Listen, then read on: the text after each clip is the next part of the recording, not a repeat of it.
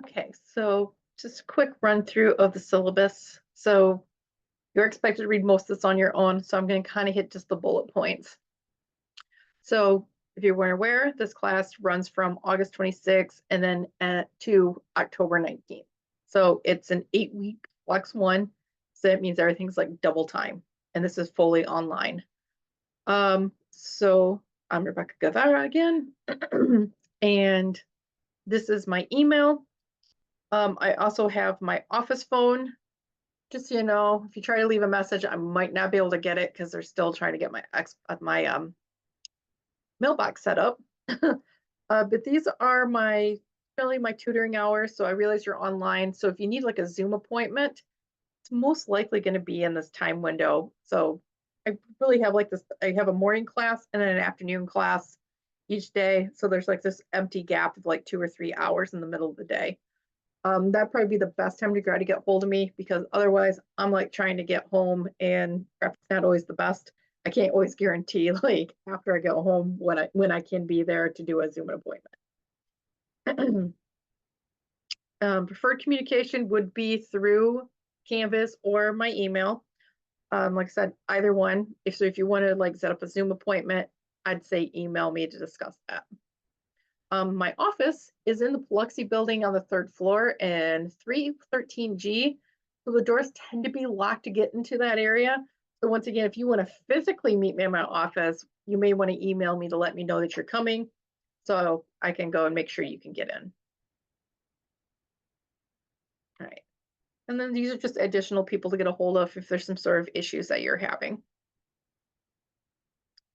So this class, the book that we're using, this College Algebra by Beecher. So you have the book, like we said, it's part of your My Math Lab. So I said a My Math Lab code. So it's actually, you just have My Math Lab access. There isn't a code to it. It logs you right into there. Other thing highly suggest you get is a scientific calculator.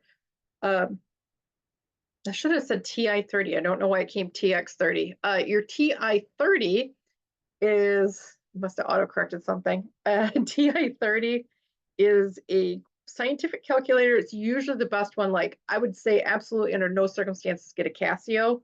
If you're going to get one, you may want to get a TI-30. So I'm going to probably fix that here in a bit. But the TI-30, they usually run like, I think cheapest is A, most expensive is 30 because there's different varieties of it. The lowest end should probably work for you. We're not on tests. If you do any graphing, you're not going to be using necessarily any technology for that or anything. Really what you need that calculator for is just doing some calculations, just doing some quick stuff. So you don't need something that's going to do graphs for you. I'd suggest probably keeping like a 3-year binder or something to keep your stuff organized for this class. Graphing paper, because you're going to spend a lot of time writing. Pens and or pencils, because once again, you're going to spend a lot of time writing. So explain this here. So there are 2 different college algebra classes, and one is your STEM and one is your non-STEM.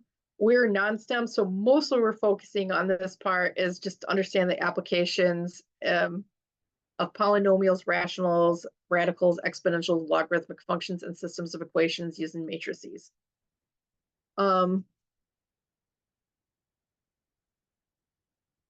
So this is generally the outcomes, things that we're looking for is that we understand how functions work, we understand domain and range, how to do operations, compositions, and inverses, being able to recognize and apply problem-solving techniques and things like that to polynomials, rationals, radicals, exponentials, and logarithmic functions, being able to do graphing, evaluating all roots of higher degree polynomials and rational functions. So what that means is we can find real and complex roots, and be able to solve a system of equations, linear equations, using matrices.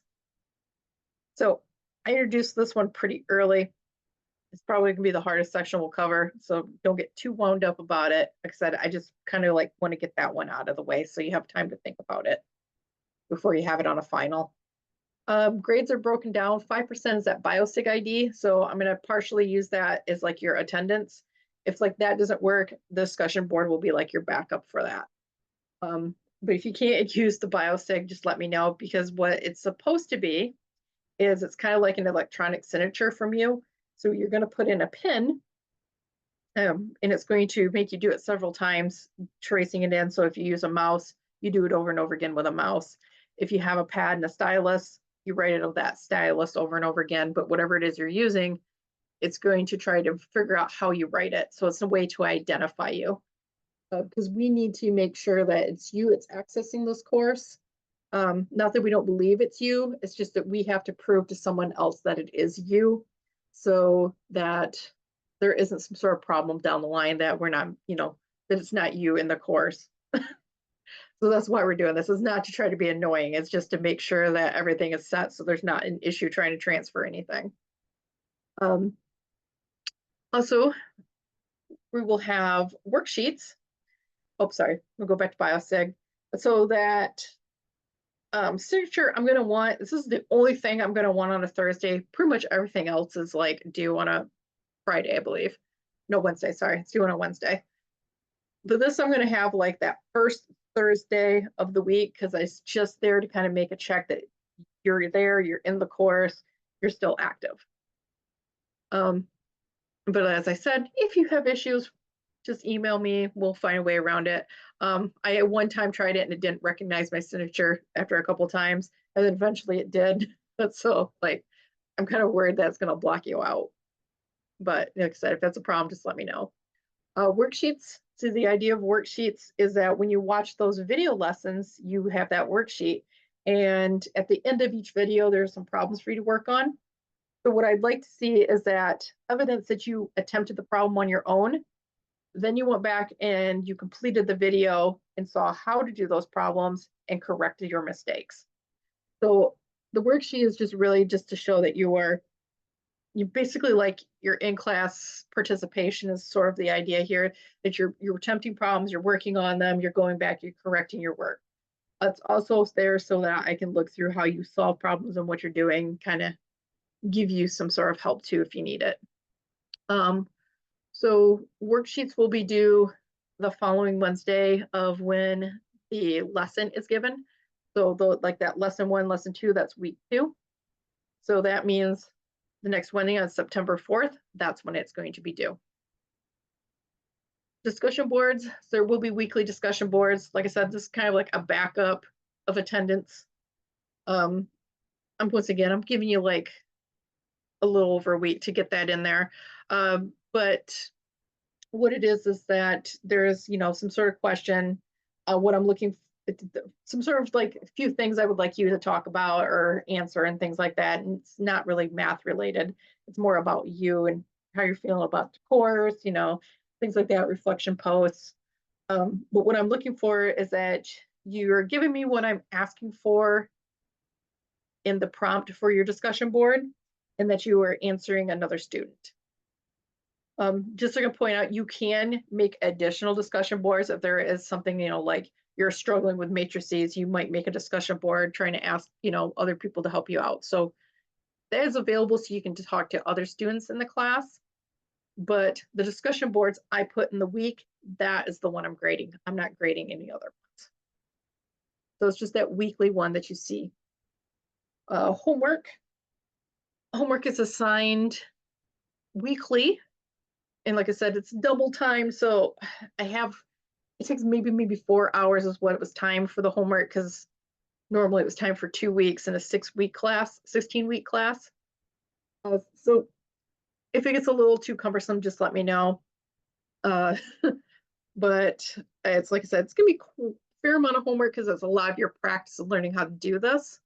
But once again, it's only 15% of your grade. You fall behind, it's not going to hurt you a whole lot. But you have, like I said, to the following Wednesday. So like this first week, all that homework is going to be due on September 4th again. So after the due date, the assignment will remain open for you. If you can't get into it, just let me know, because sometimes things will change and I will mess up my settings either in Canvas or my math lab. So if you can't get in, just let me know. But what would be happening is that after that week is over with, or after that assignment date comes up, you start getting a 2% penalty to your grade for each day that it is it's late. So if you turn it in the day after the due date, you're only going to get like, so if like say you got 100% of the assignment, you're only going to get 98. So what's going to show up? If you miss 2 days, you're only going to get 96. If you miss, 3 days, you only get 94. So after 5 days, you're going to lose 10% of your grade. So this is just kind of give you a little wiggle room if you get behind that, you're not too penalized, but you do need to keep up on those assignments because we only have 8 weeks and you need that practice before we get to quizzes. So quizzes, once again, they're going to be weekly except for this first week. When we have exams, I might cut them out. So we're probably going to get about like 5 quizzes in. So it's probably not going to be the end of quizzes. You're going to see one of the things I'm going to do here. Or end of the semester. So we're not going to have makeups on quizzes because they're going to be open essentially like the week, like all your other homework, you have time to go in there and do it. So it's going to cover the previous week material. Just so you know that you might, because like the first quiz you'll see for week 2, but it's going to cover all week 1 material. It'll be a MyMathLab quiz. So it's going to be set with a 15-minute timer because that's what you'd be given in class. However, you will be given 2 attempts at it. So you have 2 chances to work on that quiz. I will drop the lowest 2 quiz grades. Like I said, it's probably not until we get up to like the 5 grades in there. So pretty much the end of class, then we'll start dropping them because just the way the grade book works. If I start trying to drop them right away, then you're not going to see any quiz grades. This is going to be the large chunk of your grade is going to be exams and final exams. So I will have reviews for both of these. They're not going to be graded. We're just talking about the graded part here. So you'll have 2 exams. They're just normal exams. You'll have one on the 3rd and the 6th week of the semester. So they're going to cover roughly 2 to 3 weeks of material prior to that exam. If you missed the exam, you have to have a pretty good excuse as to why you missed it because it's going to be open for a couple days. But you can make up exams if something happens. Probably the biggest is going to be our proctoring system is going to be an issue, but we'll see. So you need to make up an exam if you do miss it, something happens within a week after it would have been given.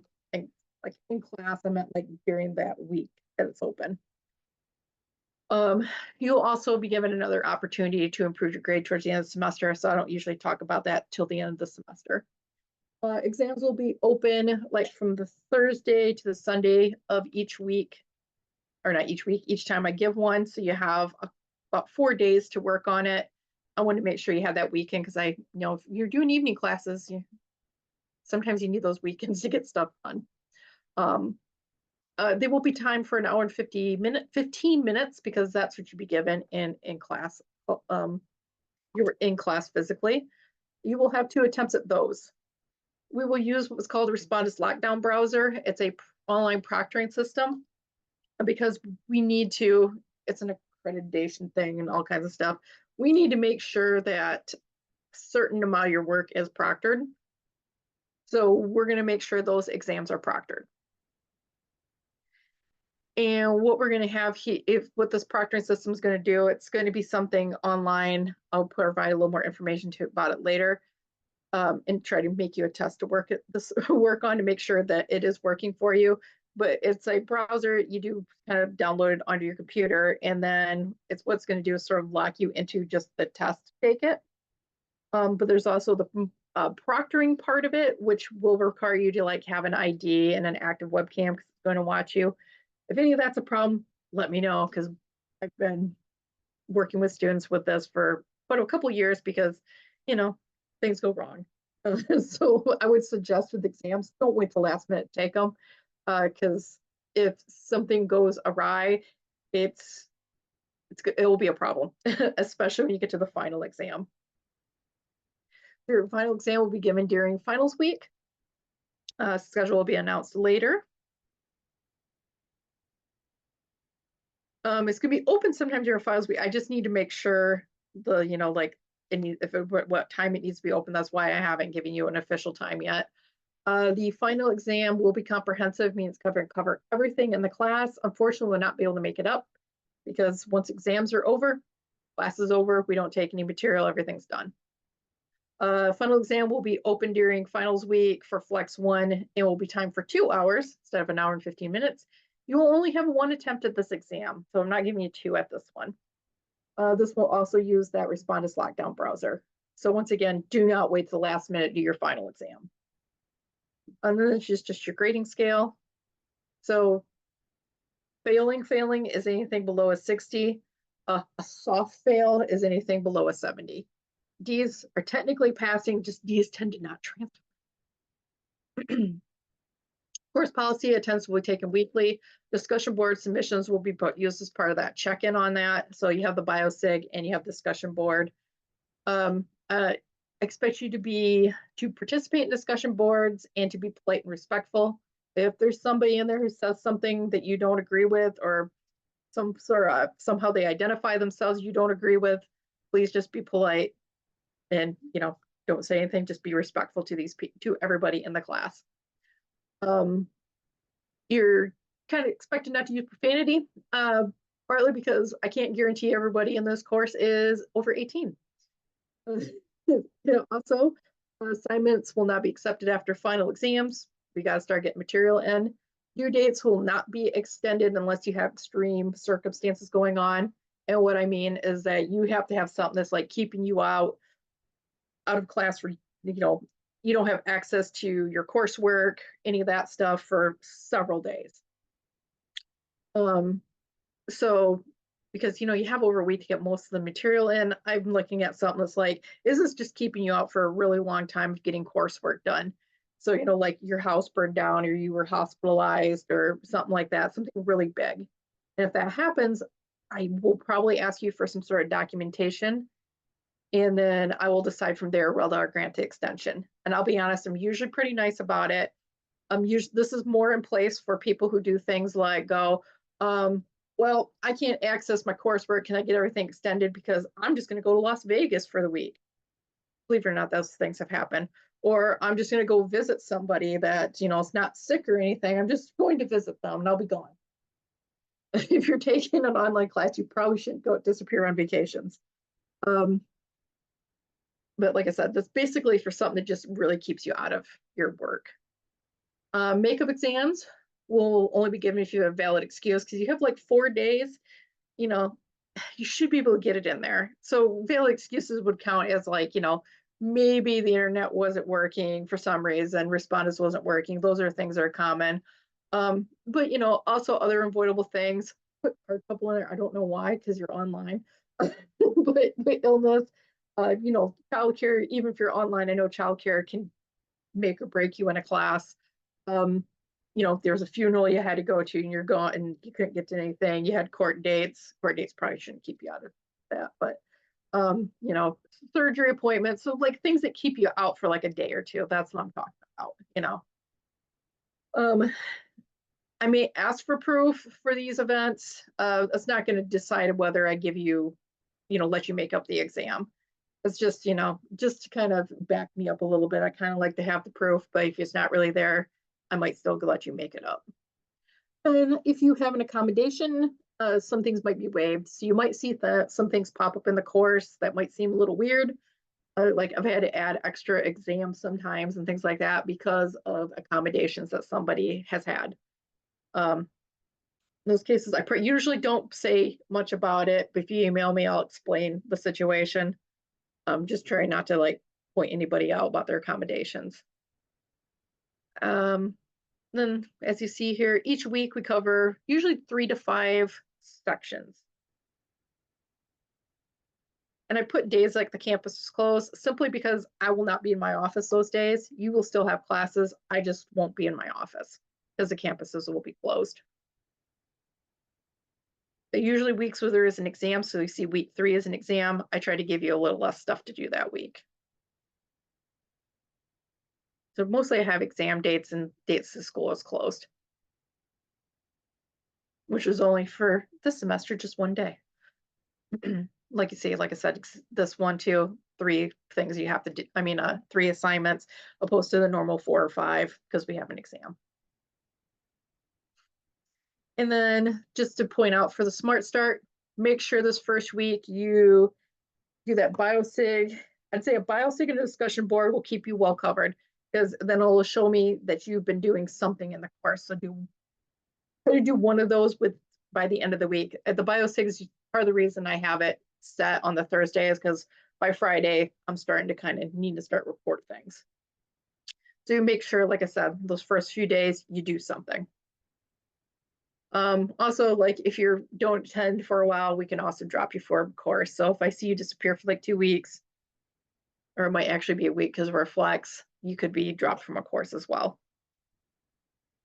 All right, most of the rest of this is just, like I said, these are our college policies to just sort of go over on your own. They're the same for every class, so I'm not going to go through these. I was mostly concerned with my own policies.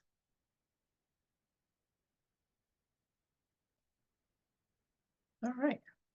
So that will be it for the syllabus. And then my next video, I'm going to go over my math lab.